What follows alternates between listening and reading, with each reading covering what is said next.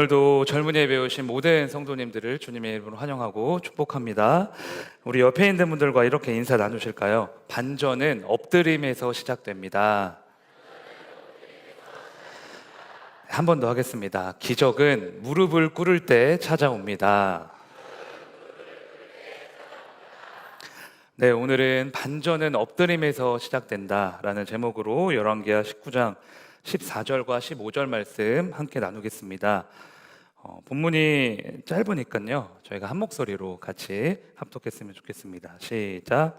히스기야가 사자의 손에서 편지를 받아보고 여호와의 성전에 올라가서 히스기야가 그 편지를 여호와 앞에 펴놓고 그 앞에서 히스기야가 기도하여 이르되 그룹들 위에 계신 이스라엘의 하나님 여호와여, 주는 천하 만국의 홀로 하나님이시라. 주께서 천지를 만드셨나이다. 아멘. 네, 우리는 반전이 있는 스토리를 참 좋아합니다. 반전 드라마, 반전 영화, 반전이 있는 스포츠 경기를 아주 흥미로워하고요. 때로는 열망하기도 하죠. 그런데 반전은 우리 신앙생활에 있어서도 절대 빠질 수 없는 부분입니다. 왜냐하면 기독교 신앙 자체가 반전이기 때문입니다. 예수님은 우리의 죄를 위해 죽으시고 3일 만에 부활하셨습니다. 아무도 예수님의 부활을 기대하지 않았고 진짜 부활하실 거라고 믿지 않았는데 예수님께서 친히 반전의 역사를 일으키신 것이죠. 그리고 너무나 감사한 것은 저와 여러분에게 부활이라는 반전의 역사를 값없이 주셨다는 것입니다. 그래서 우리는 십자가에서 예수님과 함께 죽었고 십자가에서 함께 부활한 반전의 사람들이다 라고 말할 수 있습니다. 이처럼 우리의 영은요, 부활했습니다. 믿음으로 새롭게 태어났습니다.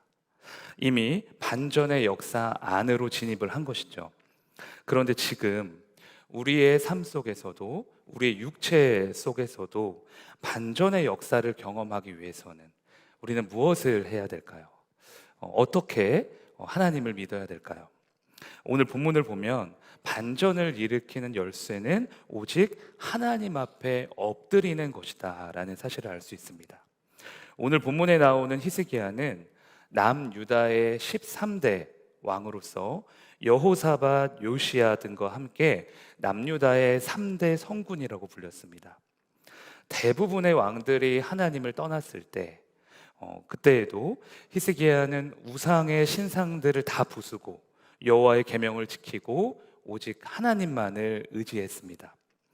이스라엘의 역사를 다 뒤져봐도 전례를 찾기 힘든 아주 훌륭하고 멋진 왕이었던 거죠. 그러나 히스기야에게는요, 연약하고 부족한 점도 참 많이 있었습니다.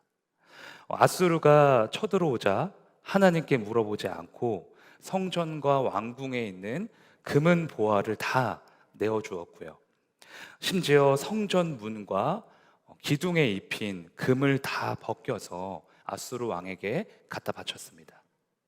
그리고 하나님이 아수르를 물리쳐 주셨을 때 그것을 하나님의 은혜라 고백하지 않고 나의 공로다, 나의 노력 때문이다 라고 이렇게 교만을 떨기도 했습니다.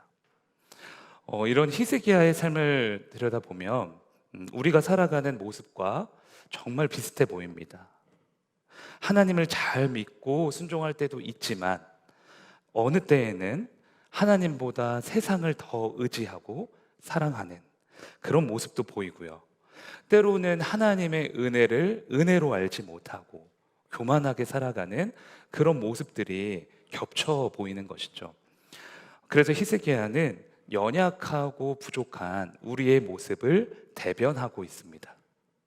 그러나 연약하고 부족했던 이 한 사람의 인생에 하나님의 기적이 끝없이 나타났던 이유는요, 자신의 연약함을 철저히 인정하며 하나님 앞에 엎드렸기 때문입니다. 그래서 히스기야는 반전의 인생을 살 수 있었던 거예요.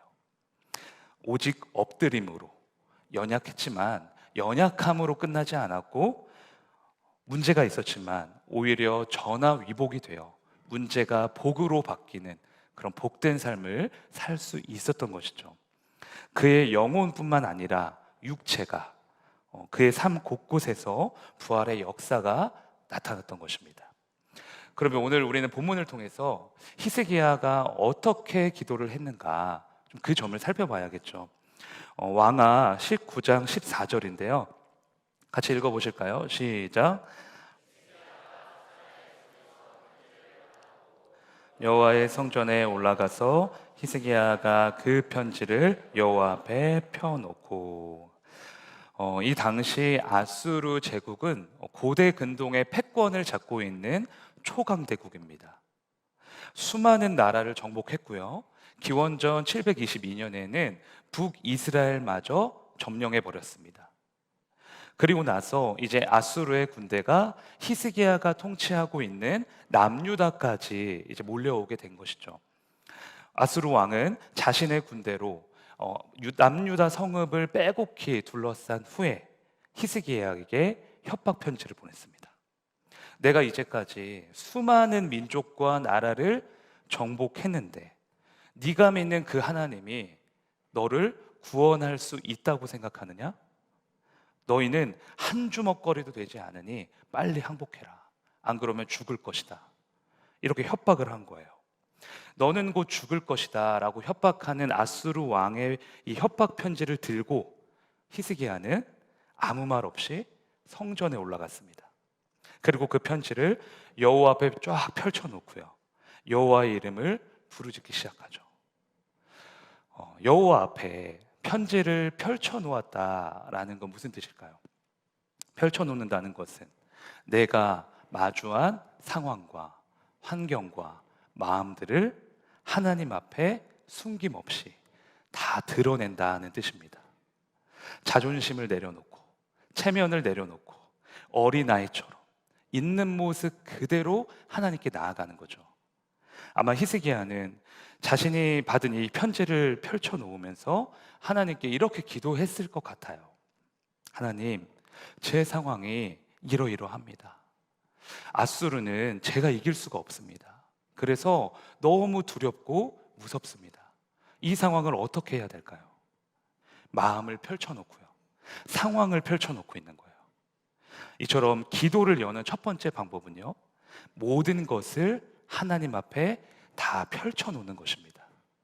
나의 상황을, 내가 마주한 환경을, 나의 이 두렵고 복잡한 마음들을 하나님 앞에 다 오픈하는 거죠. 그것이 기도의 시작입니다. 화려한 미사오구가 없어도 되고요, 하나님 앞에서 무게를 잡고 체면을 차릴 필요도 없습니다. 주님께서는 우리가 있는 모습 그대로 나아오는 것을 가장 좋아하시기 때문이에요.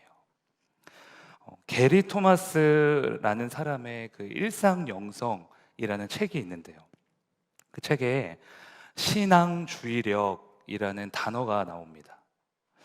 혼미하게 살지 않고 하나님에게만 집중하여 살기 위해서는 주의력이 필요한데, 이 주의력이 무엇이냐 하면 성령님이 역사하실 시간과 공간을 내어드리는 태도라는 거예요. 내가 기를 쓰고 집중하는 게 주의력이 아니라 매 순간 성령님이 일하실 공간과 시간을 내어드리는 게 신앙 주의력이라는 거죠. 그런데 이 주의력이 생기기 위해서는요, 가장 먼저 히스기야처럼 나의 모든 상황과 마음을 하나님 앞에 펼쳐 놓아야 됩니다. 하나님 앞에 펼쳐 놓지 않는다는 건 내가 내 인생을 움켜쥐고 있다는 뜻이고요, 하나님이 아닌 내가 주도권을 잡고 있다라는 뜻이기 때문입니다. 내가 펼쳐놓지 않고 움켜쥐고 있으니까 성령님이 일하실 시간과 공간이 없어지는 거예요. 주의력이 없는 혼미한 삶이 되는 거죠. 그러나 펼쳐놓으면, 우리의 있는 모습 그대로 나아가면 그때부터 성령께서 일하기 시작하십니다. 펼쳐놓을 때마다, 무릎을 꿇을 때마다, 하나님 앞에 내 삶을 올려드릴 때마다 성령이 우리에게 임재하시고 우리를 주도하시며 치료하시고 성령의 역사가 나타나는 거죠. 누가복음 18장 13절을 보면요, 있는 모습 그대로 하나님께 나아갔던 한 사람이 나옵니다. 같이 읽으실까요? 시작.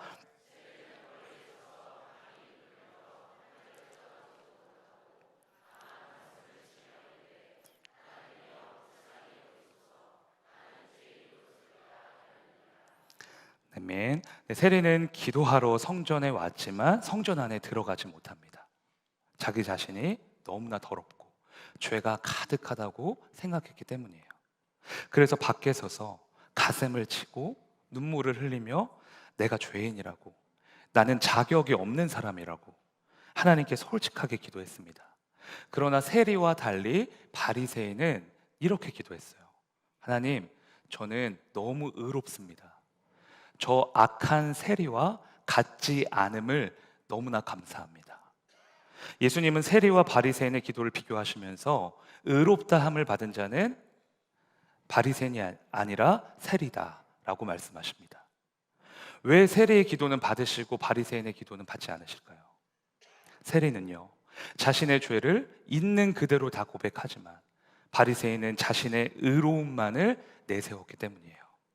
하나님 앞에서 자신을 감추고 포장하면서 위선적인 삶을 살았던 거죠. 그래서 우리는 늘 하나님 앞에 진실되게 솔직하게 다 펼쳐놔야 됩니다.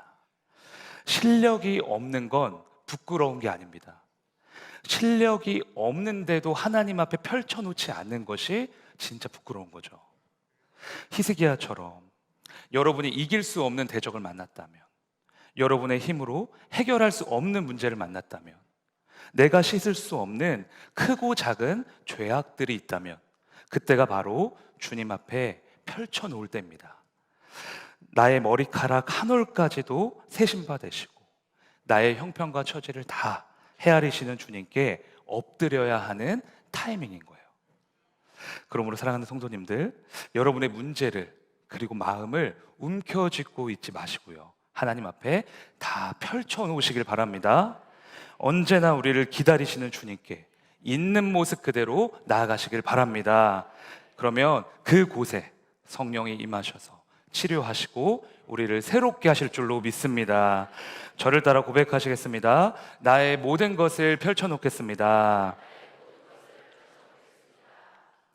히스기야가 자신의 상황을 하나님 앞에 펼쳐놓았더니 하나님이 바로 이렇게 역사하십니다. 왕하 19장 35절입니다. 같이 읽겠습니다. 시작.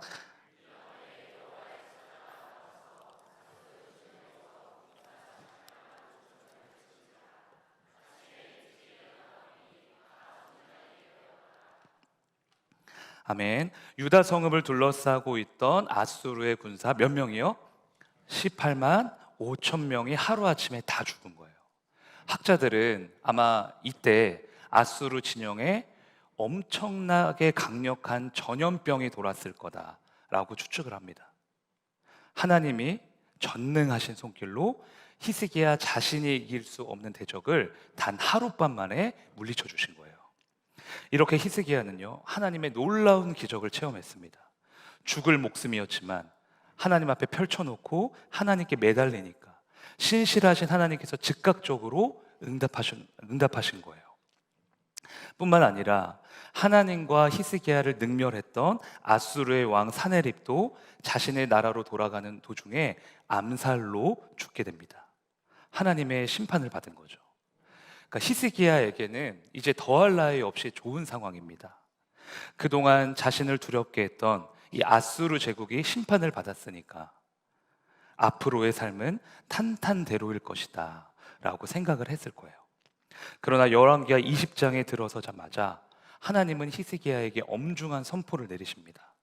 너는 이제 곧 죽게 될 것이니 너의 집을 정리하라, 선포하십니다. 이때는 히스기야가 왕이 된 지 14년, 그의 나이 39세 때입니다. 39세라면 한 사람이 자신의 인생에서 최고의 전성기를 맞이할 수 있는 나이죠. 한창 지혜로울 나이고 한창 힘이 있을 나이잖아요. 그런데 그때 하나님이 너는 곧 죽게 될 것이라는 엄중한 선포를 내리신 거죠. 히스기야의 인생의 첫 번째 장애물이 아수르 제국이었다면 두 번째는요, 질병이라는 큰 장애물이 나타난 것입니다. 이 둘의 공통점은 무엇일까요? 히스기야의 힘으로 해결할 수가 없다는 거예요.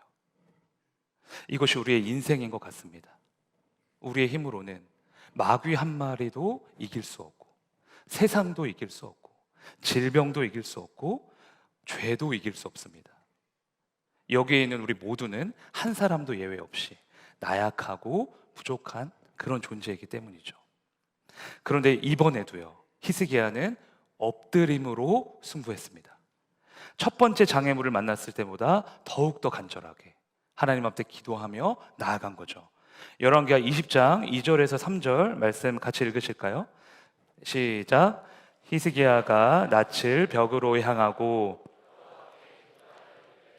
여호와여 구하오니 내가 진실과 전심으로 주 앞에 행하며 주께서 보시기에 선하게 행한 것을 기억하옵소서 하고 히스기야가 아멘. 여기서 눈에 띄는 대목이 있죠. 히스기야가 낯을 어디로 향했죠? 벽으로 향했다는 거예요. 얼굴을 벽으로 향했다는 것, 나의 시선과 나의 생각과 마음을 오직 하나님에게만 집중하겠다는 뜻입니다. 이제 다른 방법은 생각하지도 않고 쳐다보지도 않겠다는 거죠. 오직 하나님만 의지하고 하나님의 도움만 소망하겠다는 믿음의 결단을 하고 있는 거예요. 예전에 어떤 목사님이요, 기도에 대해서 이렇게 설명하시는 걸 들었습니다. 우리가 무릎을 꿇으면 하나님이 일어서서 걸으시고, 기도하기 위해 손을 모으면 하나님이 능력의 팔을 활짝 펼치시고, 기도하기 위해 눈을 감으면 하나님은 불꽃 같은 눈동자로 우리를 지켜주신다. 그래서 기도는 아무것도 안 하는 것 같지만 사실 가장 많은 일을 하는 시간이다. 왜냐하면 하나님이 일하시기 때문이다. 기도할 때 두 눈을 감는 이유는요, 내가 그동안 보아왔던 모든 것을 차단하겠다는 비움의 결단이고, 두 손을 모으는 이유는 내 손으로 무언가 해보려고 했던 그 모든 시도를 내려놓겠다는 내려놓음의 결단이고요. 무릎을 꿇는 이유는 내 발로 가려고 했던 것을 멈추고 오직 하나님이 인도하시는 길로 가겠다는 믿음의 결단이라는 거예요. 이것이 기도의 참 의미입니다. 여러분, 지금 히스기야가 약해 보이지만 그래도 명색이 한 나라의 왕입니다. 한 나라의 왕이라면 자신의 힘과 권력을 총동원해서 살 수 있는 방법을 모색해 볼 수도 있었습니다. 실제로 중국의 진시황은요, 영원히 살고 싶어서 불로장생할 수 있는 불로초를 구해오라 이렇게 명령했었죠. 히스기야도 왕이었기에 진시황처럼 돈을 사용해서, 권력을 사용해서, 사람을 사용해서 그렇게 할 수 있었다는 거예요. 그러나 히스기야는 그 모든 세상의 방법들을 다 차단해 버립니다. 그리고 얼굴을 벽으로 향하고요, 하나님께 기도하기 시작한 거예요. 즉 지금 히스기야는요, 다듬의 기도를 하고 있는 것입니다. 두 눈을 감고 두 손을 모으고 주님 앞에 무릎을 꿇고 얼굴을 벽으로 향하고, 주님, 제가 생각했던, 제가 의지했던 그 모든 방법과 상식들은 이제 닫겠습니다. 오직 주님만이 나의 소망이 되어 주시옵소서 결단하며 기도하고 있는 거죠. 우리는요, 항상 열어달라고, 하나님 하늘의 문을 열어주세요 이렇게 기도합니다. 그러나 그 전에 기도해야 할 제목이 있어요. 하나님 닫아주시옵소서. 하나님, 제가 의지하고 있는 것이 무엇입니까? 내가 사랑하고 있는 것이 무엇입니까? 닫아주시옵소서. 이 기도를 해야 됩니다. 내 힘으로 내 인생을 책임질 수 있다고 생각하는 교만의 문을 닫아주시고, 눈에 보이는 세상과 사람을 의지해서 문제를 해결할 수 있다고 생각하는 혼미의 문도 닫아주시고, 하나님만이 나의 주님이라 고백하면서도 과연 주님이 진짜 하실 수 있을까 의심하는 불신의 문도 다 닫아버려야 하는 것입니다. 왜냐하면 이 문들이 닫혀질 때 비로소 하늘의 문이 열리기 때문이에요. 그래서 우리는 하늘의 문을 열어달라고 하기 전에요, 내가 지금 닫아야 하는 것이 무엇인지 깨닫게 해달라고, 그리고 성령의 힘으로 닫아달라고 강구해야 합니다. 기도를 통해 사람의 생각, 세상의 방식, 하나님보다 더 사랑하고 있는 우상들, 그 모든 것들을 닫아버리고요, 차단해버려야 되는 거예요. 그래서 예수님도 기도를 가르쳐 주실 때요, 이렇게 말씀하셨습니다. 마태복음 6장 6절입니다. 같이 읽겠습니다. 시작. 너는 기도할 때 문을 닫고 은밀한 중에 계신 내 아버지께 기도하라. 은밀한 중에 보시는 내 아버지께서 갚으시리라. 아멘. 골방에 들어가 은밀한 중에 기도하라 말씀하시는데, 그냥 골방에 들어가서 기도하라고 하시지 않고요, 문을 꼭 닫아야 한다라고 강조하십니다. 골방에 들어가는 것 자체가 중요한 게 아니라, 골방에 들어가면 문을 닫아서 세상과 반드시 차단을 해야 된다는 거예요. 교회에 와서 예배 드리는 것, 새벽 기도 나가는 것, 셀 모임 하는 것, 말씀 보는 것, 그 자체로 만족하지 말고 그곳에서 우리가 의지하고 있던 모든 통로를 다 차단해 버려야 된다는 것입니다. 그러면 은밀한 중에 보시는 하나님께서 우리의 기도에 응답해 주신다는 거예요. 그래서 우리는요, 늘 점검해야 합니다. 열어주십시오라고 기도하면서 혹시 다른 것도 열어놓고 있는 건 아닌지, 나의 생각도 슬그머니 열어놓고 하나님과 저울질하고 있는 건 아닌지 점검을 해야 되는 거죠. 다 열려 있다면요, 하늘의 문이 열릴 수 없습니다. 기도의 응답은 오직 하나의 통로로 오기 때문이에요. 구원의 길도 하나지만 기도의 길도 하나인 것입니다. 오직 주님만이 나의 반석이시오, 나의 구원이시오, 나의 소망이 되셔야 합니다. 우리의 모든 시선과 마음이 오직 하나님에게만 집중되어 있어야 하는 거예요. 그래서 늘 이렇게 기도하셨으면 좋겠습니다. 하나님, 지금 내가 닫아야 하는 것이 무엇입니까? 하나님보다 더 의지하고 있는 것이 무엇입니까? 하나님보다 더 사랑하고 있는 우상이 무엇입니까? 성령께서 임하셔서 깨닫게 하시고 성령의 불로 그 문들을 다 닫아주시옵소서. 세상의 모든 문들을 닫아주시어서 오직 하늘의 문만 열리게 하여 주시옵소서. 이렇게 기도하시면 주님이 닫아주시고요, 하늘의 문을 활짝 열어주실 줄로 믿습니다. 저를 따라 고백하시겠습니다. 닫혀야 할 문들을 닫아주옵소서. 네, 열왕기하 19장 15절과 19절입니다. 네, 같이 읽겠습니다. 시작.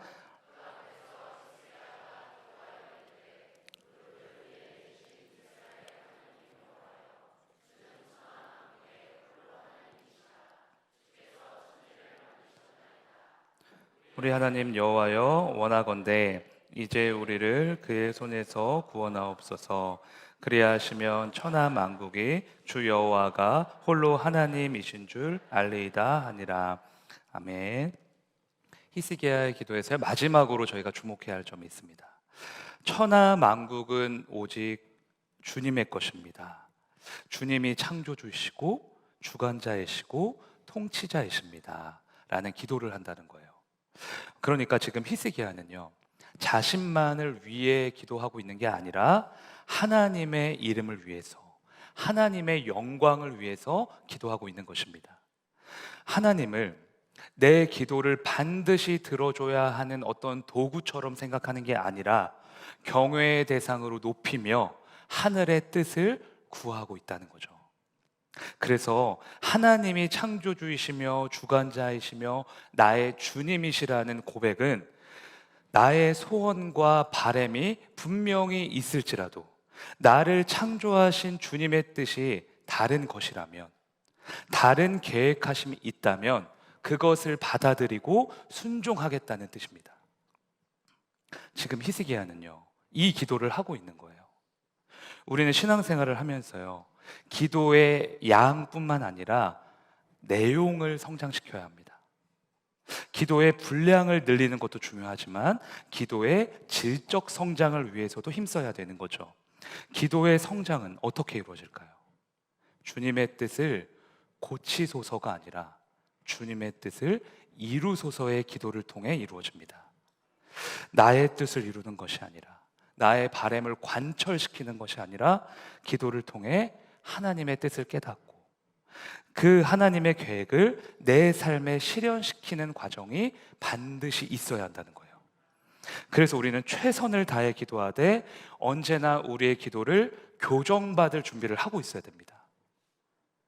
기도의 방향이 나에게 맞춰져 있는 게 아니라 하나님께 맞춰져 있어야 되는 거죠. 하나님을 나에게 맞춰 변화시키는 게 아니라 나를 향한 하나님의 뜻을 깨닫고 그 뜻에 내 삶을 맞추어 갈 때 하나님이 우리에게 복 주실 이유가 생기는 거예요. 우리가 이렇게 기도하면 하나님이 이렇게 말씀하실 겁니다. 그래, 너에게 방향을 맞추지 않고 나에게 방향을 맞추었구나. 그렇다면 내가 너의 인생을 주관할 것이다. 그리고 너는 나의 역사를 보게 될 것이다. 하나님이 흡족하신 거예요. 왜냐하면 우리의 삶에, 우리의 기도에 하나님을 끼워 맞추는 게 아니라 하나님이 정하신 뜻과 계획에 우리를 맞추려고 하기 때문에, 그 뜻에 순종하려고 몸부림을 치기 때문에 하나님이 역사하실 수밖에 없는 거죠. C.S. 루이스가 쓴 스크루테이프의 편지를 보면요, 연륜이 깊은 삼촌 마귀가 조카 마귀에게 이런 조언을 해줍니다. 이렇게 하면 사람들을 쓰러뜨릴 수 있다라고 하면서 마귀에게 조언을 해주는 거예요. 일반적으로 내가 주인이라는 생각은 어떤 경우에도 부추길 만한 가치가 있다. 인간들은 늘 자신이 주인이라고 주장하는데 천국에서 듣든 지옥에서 듣든 우습기 짝이 없는 소리다. 인간이 그런 우스운 소리를 계속 떠들게 하는 게 우리의 일이야. 하나님을 믿고 있지만, 하나님께 기도하지만 하나님을 주인으로 인정하는 게 아니라 자신을 주인으로 인정하게 부추기라는 거예요. 주님의 뜻을 이루소서가 아니라 나의 뜻을 이루소서의 삶을 살게 하라는 거죠. 이게 지금 마귀가 우리를 공격하고 있는 방식입니다. 이어서 삼촌 마귀가요, 조카 마귀에게 이렇게 말합니다. 그래서 우리는 그들을 내가 독점하고 있는 하나님으로 교육해야 한단다. 우리가 하나님을 독점하도록, 하나님을 도구로 삼도록, 하나님을 이용하도록 교육해야 한다는 거예요. 아주 교묘하게 우리의 생각과 마음에 틈을 타고 들어와서 하나님을 경외하지 못하도록, 하나님을 우리의 밑에 두도록 유혹을 한다는 거죠. 저희 사모가 둘째를 가졌을 때요, 어느 날 병원에 가서 기형아 검사라는 걸 받았습니다. 그런데 의사 선생님이 이 아이는 기형아일 가능성이 아주 높다. 그러니 양수 검사를 받아야 된다. 그러니까 정밀 검사를 받아야 된다. 이렇게 말씀하시더라고요. 그 말을 듣자마자 제 마음에 불편함이 생겼습니다. 그때가 언제였냐면 제가 주의 종이 되겠다고 이제 막 신대원에 입학했던 때였거든요. 그래서 아니 세상의 것을 다 뒤로 하고 주님의 종이 되겠다고 했는데, 주님만을 위해서 살겠다고 했는데, 돌아오는 게 이런 건가? 하나님도 참 무심하시지. 그러니까 문득 이런 생각이 들더라고요. 실제로 그런 아이가 태어난 것도 아닌데 혼자 시험이 든 거예요. 하루 한 반나절 정도 저도 모르게 불평과 원망이 올라오더라고요. 그래서 철야 예배 때 하나님 이게 뭡니까? 왜 이러십니까? 이렇게 기도했어요. 그랬더니 하나님이 그때 저에게 주셨던 마음이 뭐였냐면, 너는 나의 종이 되겠다고 결단하지 않았느냐? 그런데 내가 너의 아들을 지금 천국으로 데려가면 너는 나의 종이 되지 않을 것이냐? 나는 너를 위해 나의 독생자 아들을 아낌없이 내어주었는데 너는 너의 아들에게 조금이라도 흠집이 있으면 주의 종이 안 되겠다고 지금 말하는 것이냐? 이런 마음을 주시더라고요. 너가 너의 인생의 주인이냐? 내가 너의 인생의 주인이냐? 이렇게 물어보시는 거예요. 그래서 펑펑 울면서요, 잘못했다고, 다시는 그러지 않겠다고 회개했습니다. 그리고 그날 저희 사모한테 가서 얘기했어요. 양수검사 하지 말자. 정상이면 어떻고 조금 불편하게 태어나면 어떠냐. 하나님이 주시는 건 다 선한 것이니까 아멘으로 받고 그냥 낳자. 그래서 검사 안 하고 10개월 있다가 태어났는데 저희 아이들 중에 둘째가 제일 건강합니다. 너무 건강해서 망아지처럼 지금 계속 뛰어다니고 있어요. 교회에서 막 뛰어다니는 애들 중에 제일 앞에 있는 애가 저희 둘째입니다. 그날 이후로 제 기도의 방향성이 많이 좀 바뀌었던 것 같아요. 나는 그동안 철저히 나를 위해서 기도했던 사람이구나. 이제는 주님의 뜻을 알기 위해서, 주님의 계획에 순종하기 위해서 주님께 방향을 맞추고 기도해야겠구나. 그러니까 이런 값진 깨달음을 얻었습니다. 예수님도 십자가에 죽으시기 전날 밤 그렇게 기도하셨잖아요. 하나님, 이 잔을 좀 옮겨주세요. 십자가의 형벌이 너무나 큽니다. 그러나 이내 예수님의 기도가 반전이 되죠. 그러나 내 원대로 마시옵고 아버지의 원대로 하여 주시옵소서. 자신의 뜻은 피하는 것이지만 아버지의 뜻이 십자가에서 죽는 것이라면 기꺼이 순종하시겠다는 거예요. 나의 뜻을 관철시키는 기도가 아니라 주님의 뜻을 이루는 그런 기도를 하셨던 거죠. 그런 다음에 바로 어떤 일이 일어나는지 아십니까? 누가복음 22장 43절입니다. 같이 읽으실까요? 시작. 천사가 하늘로부터 예수께 나타나 하나님의 뜻을 이루기 위해 기도하니까요, 천사가 나타나서 힘을 더하십니다. 힘을 더하시고 능력을 더하시고 은혜를 더하시는 거예요. 이처럼 하나님은요, 경외하는 기도를 드리는 자에게요, 힘을 더하십니다. 천사를 보내셔서 능력을 더하십니다. 폭포수와 같은 은혜를 부어주십니다. 왜냐하면 나의 뜻을 이루고자 하는 게 아니라 주님의 뜻을 이루고자 살아가는 사람이기 때문이에요. 그런 사람을 통해서만 하늘의 뜻이 이 땅 가운데 이루어질 수 있기 때문에 하나님이 그렇게 기도하는 사람에게 역사하실 수밖에 없는 거죠. 그러므로 사랑하는 성도님들, 기도하실 때마다 주님의 뜻을 이루는 경외의 기도를 드리시길 주님의 이름으로 축복합니다. 기도의 시간을 통해 주님의 뜻을 깨닫고 그 뜻에 맞추어 우리를 변화시키는 우리 모두가 되기를 주님의 이름으로 축원합니다.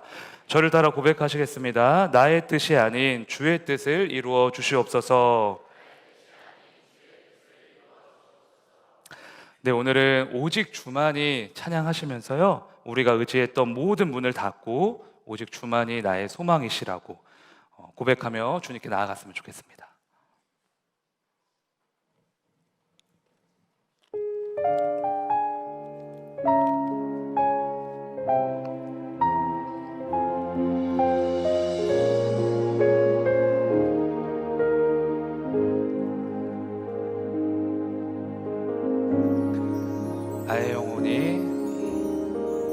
나의 영혼이 잠잠히 하나님만 바라며 나의 구원이 그에게서 나는 도다. 나의 영혼아 잠잠히, 나의 영혼아 잠잠히 하나님만 바라라. 나의 소망이 저에게서 나는 도다. 오직 주만이 나의 반석, 나의 구원이시니.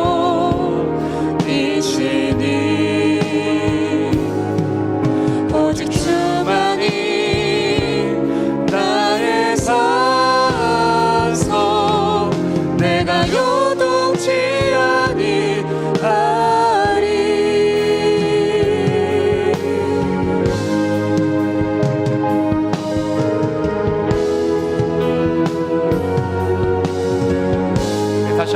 고백하겠습니다. 나의 영혼이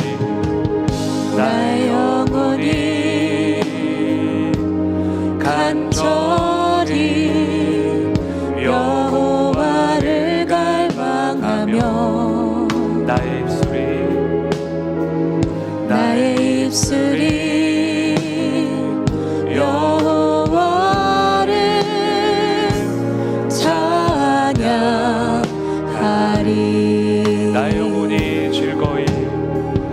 나의 영혼이 즐거이 여호와를 따르리니 나의 평생에 여호와를 송축하리. 오직 주만이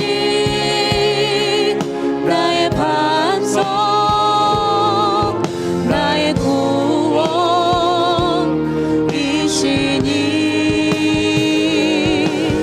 오직 주만이 나의 산성, 내가 요동치 아니하리. 오직 주만이 나의 반석, 나의 구원이시니.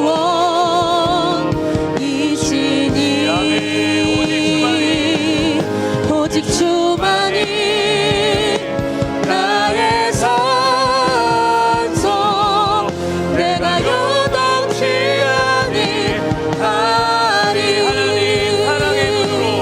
하나님 사랑의 눈으로 너를 어느 때나 바라보시고 하나님 인자한 비로소 언제나 너에게 기울이시니. 어두움에 밝은 빛을 비춰주시고 너의 작은 신음에도 응답하시니. 너는 어느 곳에 있든지 주를 바라고 주만 바라보지라. 주만 바라보지라.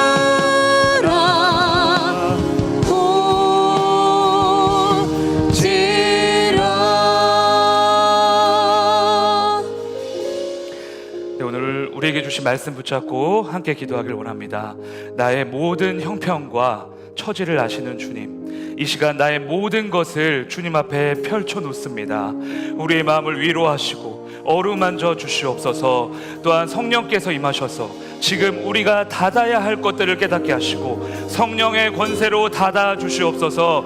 나의 뜻을 관철시키는 기도가 아니라 주의 뜻을 이루는 기도가 되게 하셔서 반전의 역사가 날마다 임하게 하여 주시옵소서. 주님의 이름 한번 부르짖고 함께 기도하시겠습니다. 주여,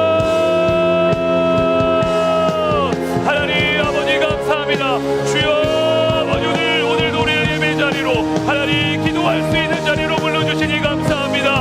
하나님 이 시간 우리의 모든 마음과 상황을 주님 앞에 내어드립니다. 하나님 우리보다 우리를 더 잘하시는 주님, 우리의 마음을 위로하시고 만져주시고 치료하여 주시옵소서. 또한 성령에 임하여 주시옵소서. 내가 깨달아야 할 것들을 깨닫게 하여 주시옵소서. 하나님, 내가 닫아야 하는 것이 무엇입니까?